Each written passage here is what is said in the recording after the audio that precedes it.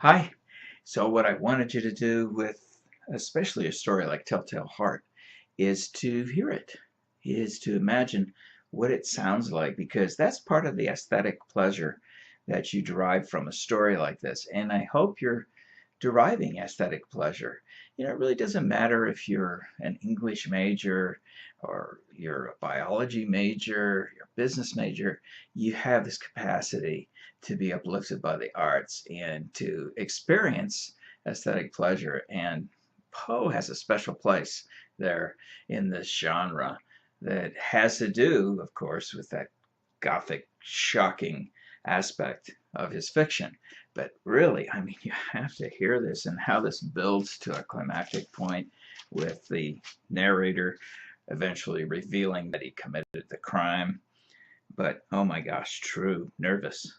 Very, very dreadfully nervous I had been and am. But why will you say that I am mad?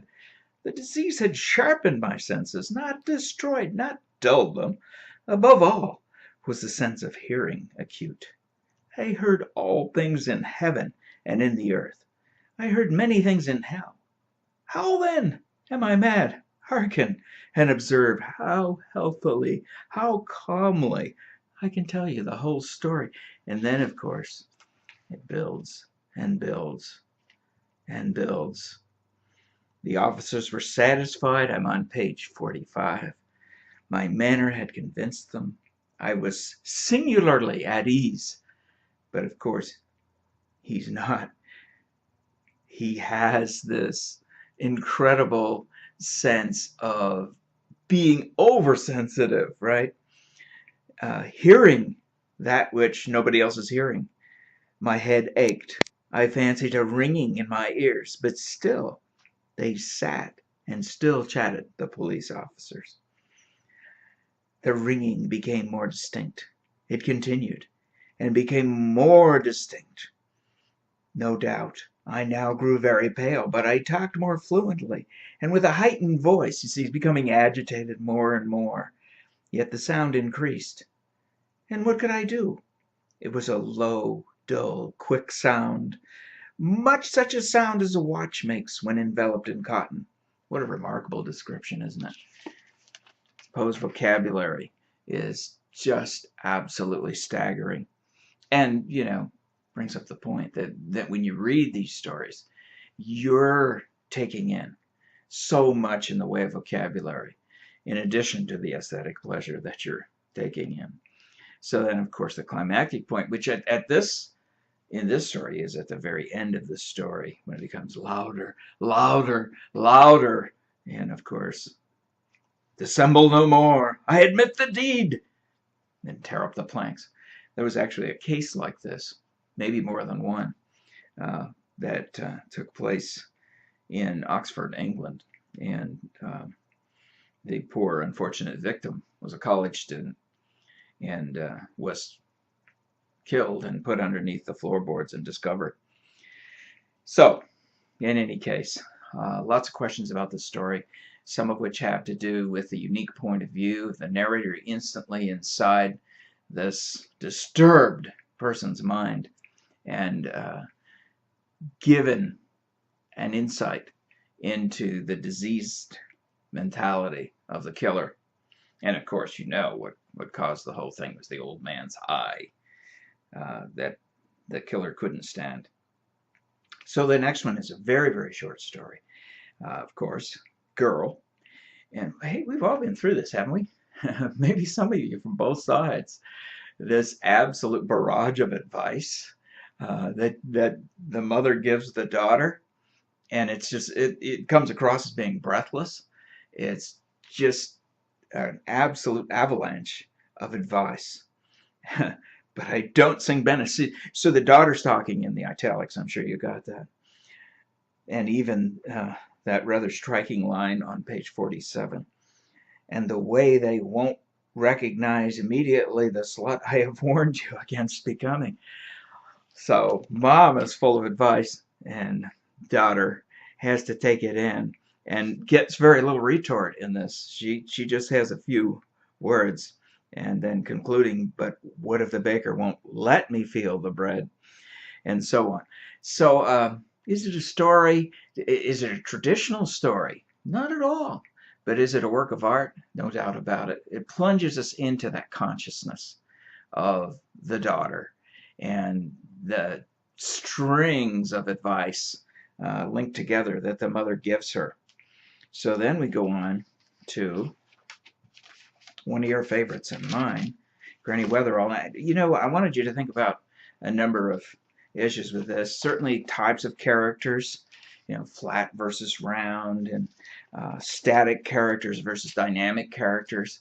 You've probably known static people versus dynamic people too, but I won't get into that. So this rather remarkable story, The Jilting of Granny Weatherall. Here's a controversy I want you to think about and settle on. And who knows, maybe you'll hear it or see it rather on a test. You could take this story as, oh, well, it's just this old lady dying. She's in her hospital bed and she's transitioning to the other side. And so what? Or you can think of it as a story about life more than death, and certainly about what a person who may be on the verge of dying is going through. And from that point of view, it's rather remarkable. I mean, through fiction, you can penetrate a little bit through that other side. And this really conveys that in, I think, a very powerful way. Maybe you've been at the bedside of people who are slowly departing. And you've heard talk like this, perhaps. But this is told from Granny Weatherall's point of view. You notice her name, too. Weatherall. She's a very strong woman. Fence posts and strung fences. Made do for the kids. And she was jilted, right? So there's George and there's John. And you need to figure out their role in that. But the point of view is, I think, incredibly remarkable. We don't have great time to go into it, but I do want you to think about controversy, and I do want you to think about argument. How would you make that argument, right? So I want you to imagine that you have an audience that doesn't agree with you. And this is the way you develop many of these papers and many of these essays on exams. It's just like talking to an adversary who maybe really isn't present, but would object to your point of view. So you want to be strong about, well, here's more evidence. Here is another reason why you should accept my point of view. So you think about that audience in that way.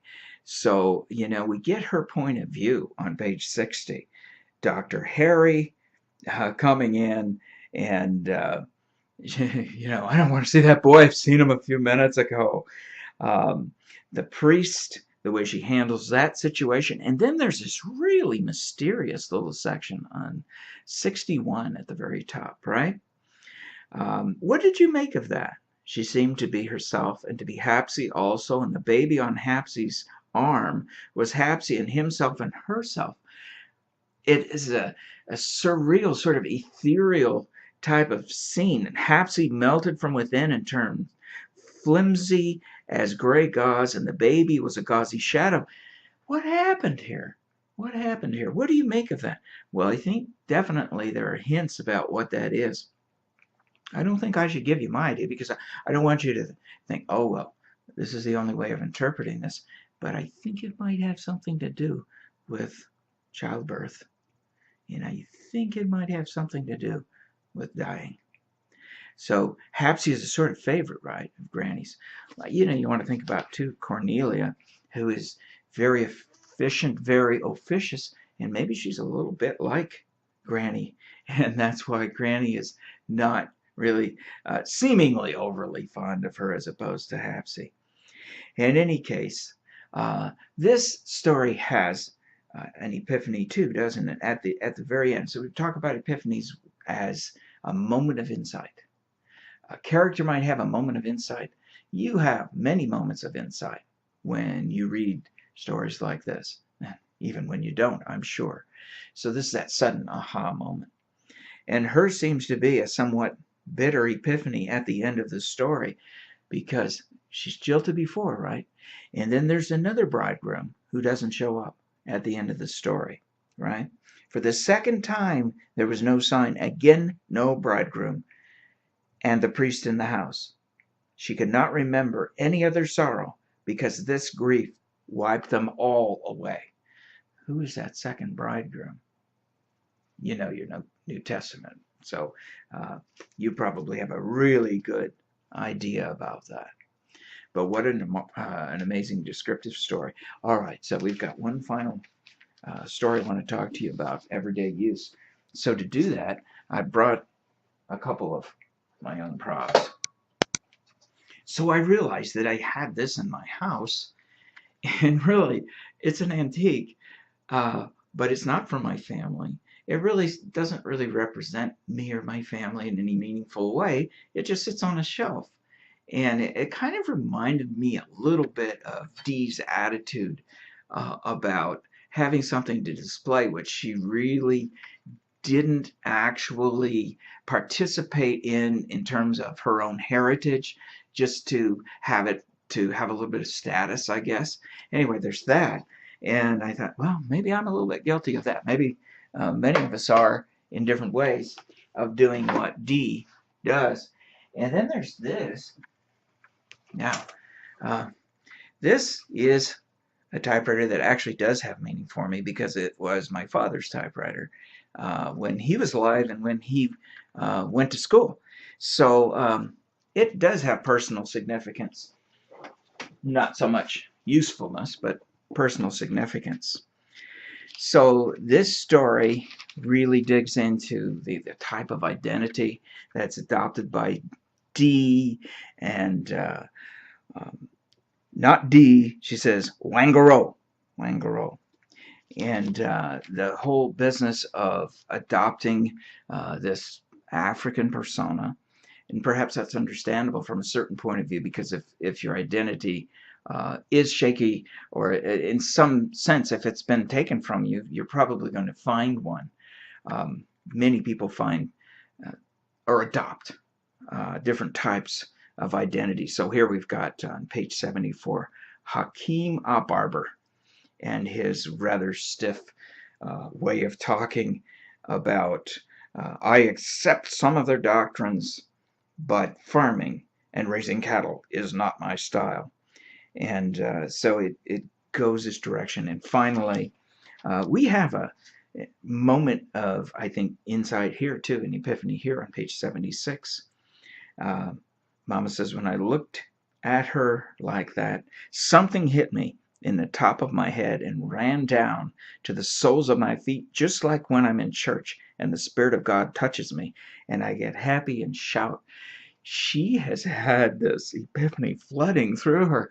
And so what does she do? She takes that quilt, hugs Maggie, which is something she didn't do before, and grabs it out of Miss Wangaro's hands and dumps it, the quilts, into Maggie's lap. And so this belongs to you. This is part of your heritage, and this is useful, everyday use. So it's that combination. And what a powerful, meaningful message. So I get to this. I think what stays with you in these stories usually is the insight that you have that's based on your reading of the story, your understanding of what a character goes through, and you empathetically go through that with maybe more than one character, and you have your own moment of understanding. And oftentimes that's going to tie into what you see as the major theme of the story. And I keep emphasizing theme, even though we haven't covered it technically in the backpack, because that's where you dig for that universal truth that you found in the story. That's where you really probe and you come up with some kind of new understanding, or a refresh or of an older understanding that you had before.